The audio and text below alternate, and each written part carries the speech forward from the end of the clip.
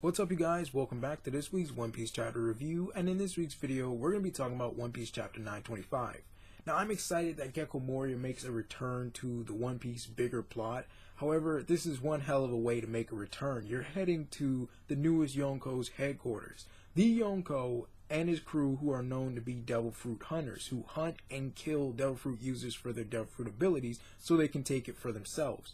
And you waltz right up in there with an army of zombies and the Kage Kage no Mi, which in itself is a very interesting and powerful Devil Fruit ability to have. Now, his return to the plot gives me mixed feelings because I feel that Gecko Moria has had a very raw deal. Kaido massacred and killed his entire crew. And then, to have the world government and Doflamingo betray in one foul sweep during the Marine Fort War and to try to assassinate you on the spot, and then to have your whole team basically disband and go their separate ways, that's a pretty rough deal for anybody, especially as a pirate. But at the same time, with Gecko Moria, he's not exactly, one of the best good guys. In fact, a lot of his actions have been very heinous, from attacking Oars Jr. during the Marine Fort War with the intent of making him a zombie and basically stealing the shadows of all the other Marines around to infuse it in himself, to trying to attack Jinbei. He doesn't really exactly have a good streak in him, but I want to root for him, and I want to root for his resurgence to the plot, because I personally feel that if Gecko Moria really applied himself and trained himself, he would be a really powerful threat, especially in the New World. But he has balls of steel to be going to a territory of a Yonko and these 10 Titanic captains and their crews that are known to hunt down Devil Fruit abilities and steal them with the Devil Fruit ability that he has. Now, we do know that he has, in a sense, been reuniting with his crew. Perona's joining him from Mihawk, and we saw him go to Blackbeard's headquarters to look for Absalom because Absalom went over there. And it's just, for me, it's just a very cruel thing, the way they treated Gecko Moria. Basically to attack him and then to joke about Absalom's corpse, when we all really know how close Gecko Moria was to his crew and how close he considered Absalom and Perona and Hogback and all these other members of his crew. They're like a family to him. And for them to basically just joke about Absalom's corpse and for having Shiryu have basically his Devil Fruit ability and use it's kind of really tough. But at the same time, and I know it sounds very cruel, but we all gotta admit the Devil Fruit ability itself was wasted on Absalom. I think it had a very good application for a reporter, but in the combat sense, it gets the most utilization and practicality out of Shiryu. With him and his swordsmanship skills, he can pretty much end a fight with one shot. You can pretty much take out an opponent, they never see you. You can take out large swaths of people, they would never see you. And that's a very powerful Devil Fruit to have, especially for a swordsman, and especially a swordsman of his caliber. Now, it was interesting seeing Katarina Devon have a mythical Zoan Devil Fruit, basically the Nine-Tailed Fox Kitsune, and being able to transform into other people or imitate other people. And, but to be honest, with the mythical Zoan Devil Fruits, the non-canon ones and the canon ones so far, they're all interesting. It's just the Nine-Tailed Fox one doesn't really get my attention that much. And that could be because I watched too much Naruto, because I played Pokemon with Ninetales. But Nine-Tailed Foxes just aren't really that, they're just not, they don't have that like the other Devil Fruit abilities or the other Zoan Devil Fruits that we see.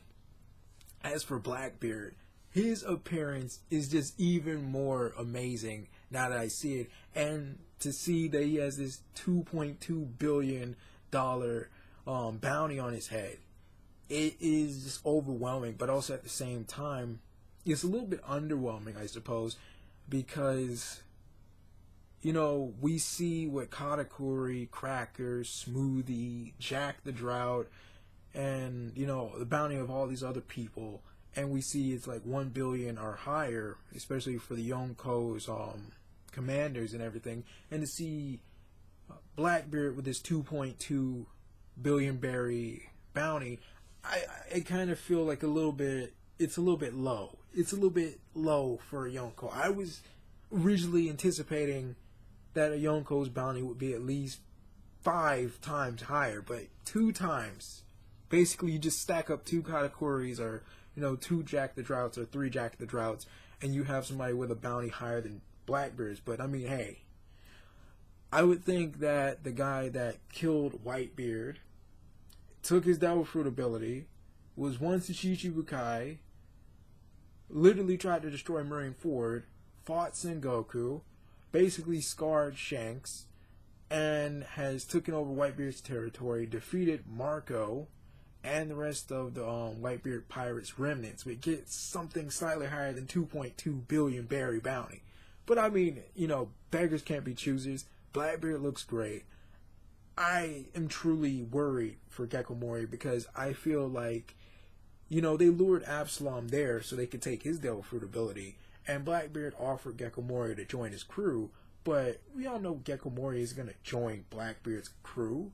I don't want him to join his crew, but at the same time, I feel like if he doesn't join Blackbeard's crew, with the way things are looking right now with Shiryu and Katarina Devon, and the fact that he is at Blackbeard's headquarters, it will look like he will get killed and have his Kage no Mi taken from him and given to somebody else that deserves it even more. And I'm terrified to figure out who. But going back to Kaido and the disasters or the calamities, with Jack the Drought, it is interesting to see Jack the Drought interact with the other 2 disasters or calamities, as you would call them. And it's just interesting for us to see Jack being treated like this whipping boy. He's treated like the little brother that all the other siblings gang up on. And, we've seen Jack the Drought. We've seen just how brutal this guy is, how uncompromising, and how freaking straightforward he is. He's willing to charge up on Fujitora, Sengoku, Suru, and all these other prison ships just to rescue Doflamingo. He's willing to fire cannons at this giant elephant island and get obliterated with one single attack. He is willing to fight the Mink tribe for 5 days straight, 5 nights straight, without any rest, and then gas them once he runs out of time. But when he comes face to face with these other 2 calamities, he's basically like the little brother that has to pretty much kiss up to his older siblings. And it is just a shocking thing to see. It's not something I really anticipated coming from Jack the Drought. But then again, as we see with Jack and his interactions with Kaido when he appeared, Jack the Drought is actually seemingly the mellow one out of all of them. He's seemingly the mellow one. He cares about his region that he's put in charge of. He is against the reckless violence that Kaido undergoes in his drunken rampages, and he fears Kaido and calls Kaido crazy. This is the guy that ran up on Fujitora, Sengoku,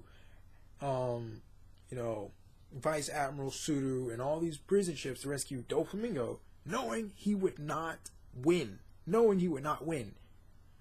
And he calls Kaido crazy. So to see, basically how the hierarchy is working in Kaido's crew, it's interesting to see that. Also, it goes back to what Blackbeard was saying at headquarters. Big Mom is heading towards Wano after Luffy, Kaido, and Eustace, and all the supernovas are gathering. Luffy and Eustace and all the other supernovas are gathering there, and the revolutionaries fought with Fujitora and Green Bull at Revelry, and it's like Blackbeard said, the fight for the throne is beginning. And we still have some key players here that we can't count out yet. We need to figure out what Vegapunk is up to, and this new invention that he had showed Fujitora that will abolish the Shichibukai system. We still need to figure out what Edward Weevil is going to be contributing towards the plot in the future, and we still have to see about Shanks. We've seen Blackbeard, and we see that he's doing fine. We see that this man is just living the pirate dream, And that's what I love about Blackbeard, especially as a character. He is the closest person to being an authentic pirate. And even at his own headquarters or his own base, even when Gecko Moria was rampaging, he didn't even want to bother himself with dealing with that. And he was just like, you're disrupting the flow, you're ruining the vibe. Everybody's supposed to have fun here. We're pirates, we do what pirates do. Don't really fuck up my vibe here. And actually, I like his appearance. I like his beard. I like pretty much the outfit that he's got going on.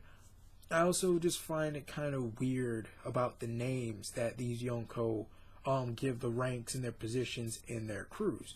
Jack and the other disasters or calamities are all-stars.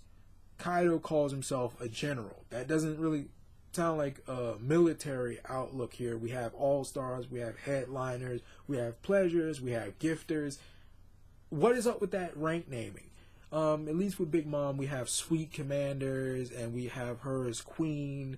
And with Shanks, we don't know what type of hierarchy he has besides captain, first mate, and so on and so forth.